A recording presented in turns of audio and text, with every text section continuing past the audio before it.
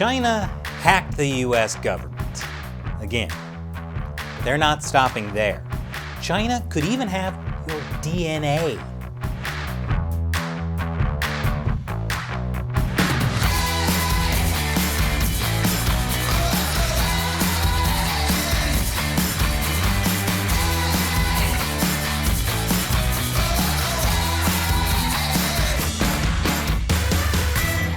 Welcome to America Uncovered. I'm Chris Chappell. The Chinese Communist Party is sucking up a huge amount of data about Americans, including everything from our employment information, our social security numbers, and even our DNA.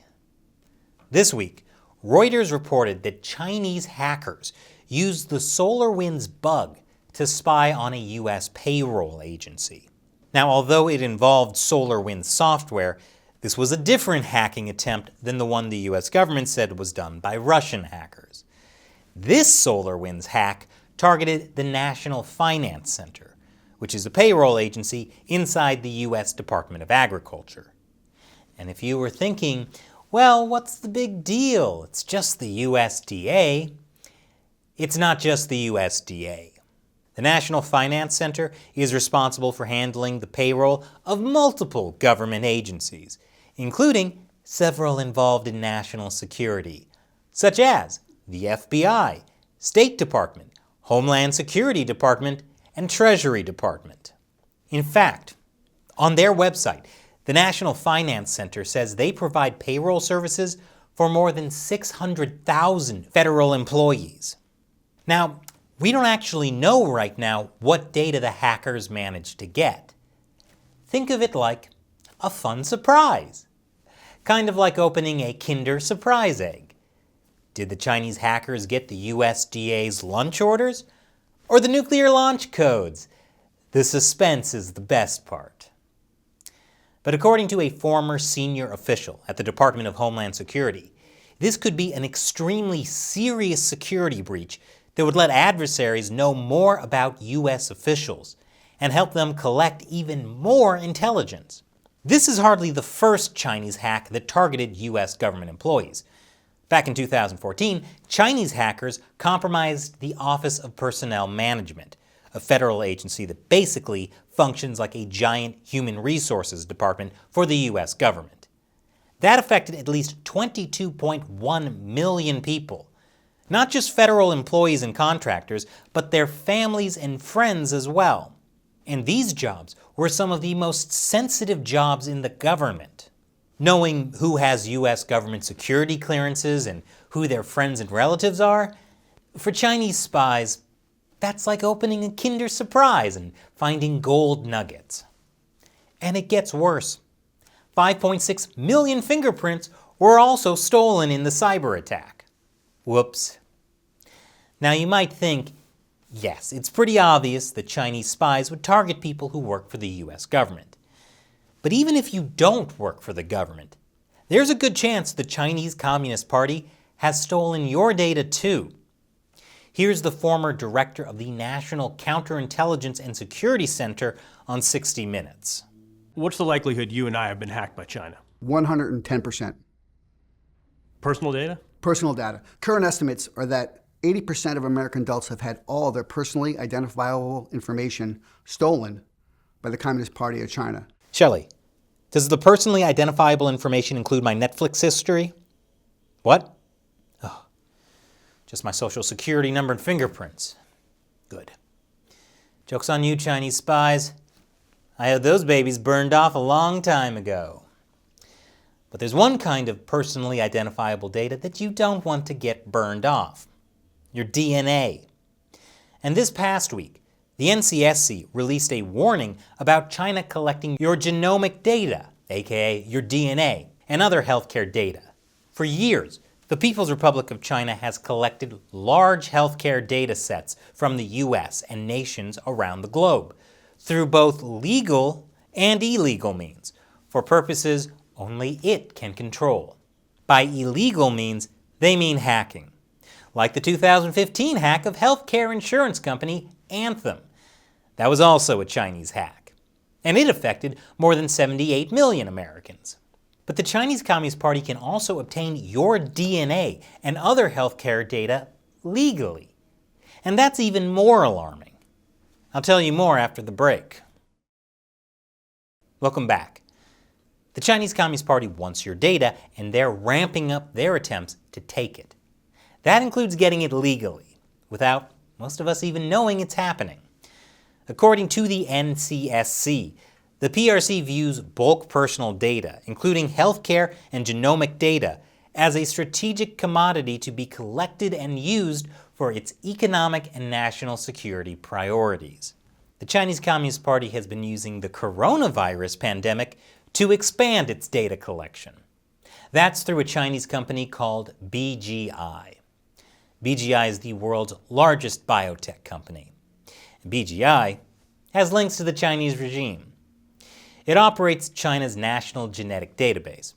It also conducts research in government laboratories. And it turns out that BGI has also done a lot of research with the People's Liberation Army. BGI Group has worked with China's military on research that ranges from mass testing for respiratory pathogens to brain science. And BGI has used the coronavirus to expand to other countries. BGI has sold millions of COVID-19 test kits outside China since the outbreak of the new coronavirus pandemic, including to Europe, Australia, and the United States. And that's not all. BGI also wrote to several U.S. states offering to build COVID testing labs. To their credit, the states that BGI approached were concerned about the idea, and the federal government was even more concerned. The NCSC started warning about the danger of a foreign government getting your DNA, and no states accepted BGI's offer to build testing labs. But there are other ways that BGI and other Chinese biotech companies can gain access to Americans' genetic data. One way is by investing in U.S. companies that handle sensitive health care and other type of personal data, providing them entry to the U.S. market and access to this data. For example, back in 2013, BGI bought Complete Genomics, a U.S. genomic sequencing company. And by buying that U.S. company, BGI also got access to the company's superior technology, which helped BGI become the biggest genomics company in the world. Some Chinese companies also got accredited to do genetic testing in the U.S., according to this report from 2019. That means the companies have access to patients' genetic data. But we're just talking about Chinese companies and not the Chinese Communist Party, right? Well, as I've said many times before, under the PRC's national security laws, Chinese companies are compelled to share data they have collected with the PRC government. Yeah, they are legally required to share your data with the Chinese Communist Party if they're told to. You might be thinking, so what could the Communist Party do with my DNA? Well, in my case, obviously they would use it to grow a bunch of Chris Chappell clones who would secretly take over my shows. Welcome to China Uncensored. I'm definitely Chris Chappell. On today's show, 10 reasons I love pandas. What's that, Shirley? Right, I hate pandas. I definitely hate pandas. What do you mean, don't call you Shirley? But what if you're not worried about the Chinese regime trying to take over your YouTube channel with an evil clone? You could still be targeted by the Communist Party using your personal information. Do you have credit card debt? Or do you have a private health condition? Maybe some kind of mental illness or embarrassing addiction? What I'm saying is, the Chinese Communist Party can use your Netflix history against you. And I just want to be perfectly clear right now that I am not addicted to watching Bridgerton. That was Shelley borrowing my Netflix account. And can you believe who Lady Whistledown was? Anyway, there are also long-term economic and security challenges for the U.S.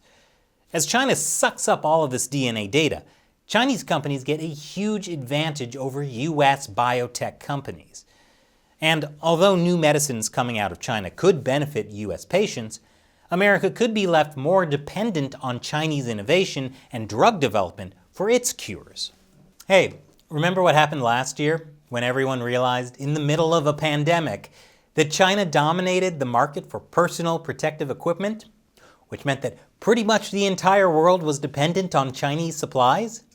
Do you really want that to happen with all of our healthcare? The good news is that the US federal government is sounding the alarm about this issue. We need to treat this threat at least as seriously as we treat the threat of Kinder Surprise eggs.